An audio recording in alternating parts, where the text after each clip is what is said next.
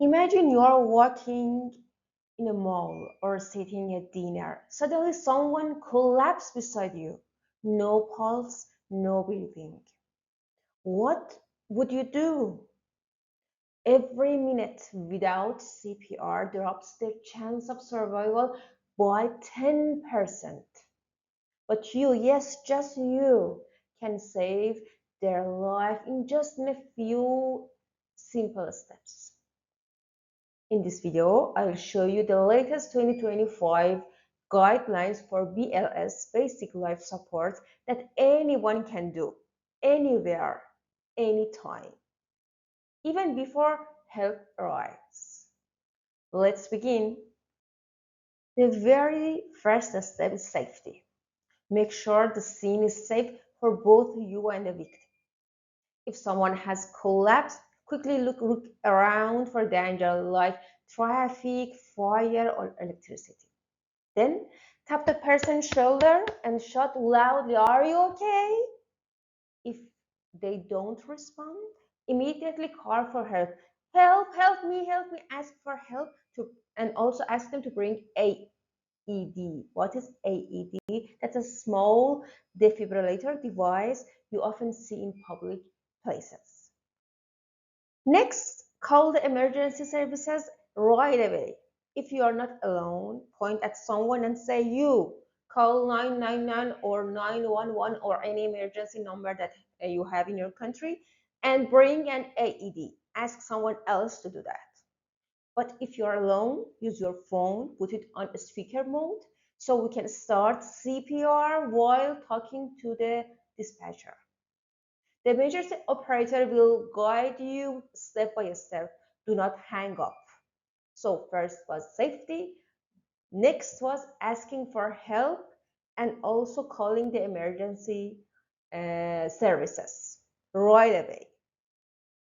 Now check if the person is breathing normally or not. Look for the chest wall movement or listen to the breathe sounds or feel the chest, touch the chest wall, but not more than 10 seconds, maximum 10 seconds. If they are not breathing or just gasping, it means that the heart might have stopped. This is a cardiac arrest. You must start CPR immediately. Do not waste time checking for a pulse if you are not trained. Just start CPR. The next step is the most important one, chest compression. Place the heel, this part of the hand, one hand, on the center of chest, right on the breastbone between nipples. Put your other hand on the top. Keep your elbows straight and use your weight to push down hard and fast. Push 5 to 6 centimeters deep at a rate of 100 to 120 compression per minute. That means about 2 per second. But let the chest fully rise between the pushes. This chest compression is the most important part in saving lives.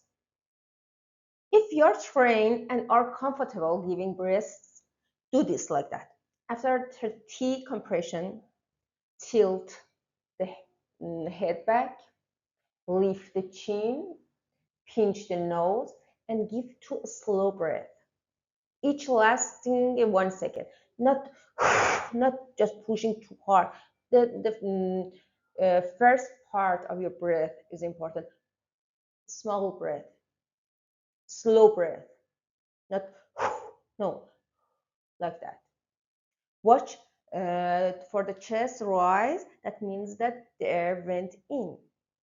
Then go back to compression and keep the rhythms of 30 and 2, 30 compression and 2 breath. But if you are not trained or don't want to give breaths, that's okay too. Just keep doing chest compression. That's called hands-only CPR. It can still save lives, no problem. But if you are trained and you can do that, give 2 breaths per 30 compression. When the AED arrived, turn it on immediately and it will talk to you. It will tell you what to do. Expose the chest and attach the pads exactly like the pictures on the AED. One in the upper right chest and one in the lower left side. Okay. Then AED will say analyzes heart rhythm. Stand clear, do not touch the person. If AED says shock advised, make sure everyone is clear and then press the shock button. Right after the shock, start CPR immediately without even 1 second time wasting. Okay, resume CPR immediately for 2 minutes until prompted by AED to allow rhythm check again. Keep doing cycles of CPR, 30 compression and 2 breathe, or hand only CPR if needed until the patient starts breathing or moving, or the AED tells you to stop, or emergency medical help takes over. If you get tired and someone else is around, take turns. Switch too fast every 2 minutes. That means that when you're switching with someone else, you shouldn't stop the CPR. It should be completely the normal rhythms without any stop between chest compression. But you can change every 2 minutes. Once the emergency is over, remember that recovery is part of the chain of survival. The person who was survived will need follow-up care, rehabilitation, and also emotional support. And you, the rescuer, also deserve care. It's normal to feel shaken or emotional after doing CPR. Take a moment to rest and talk about your experience. Saving a life is not easy, but it's one of the most meaningful things you can ever do. All of this episode was about adult basic life support. I will provide another episode about children basic life support too.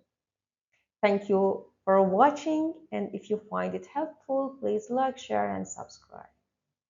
Stay informed, stay healthy, and see you in the next video.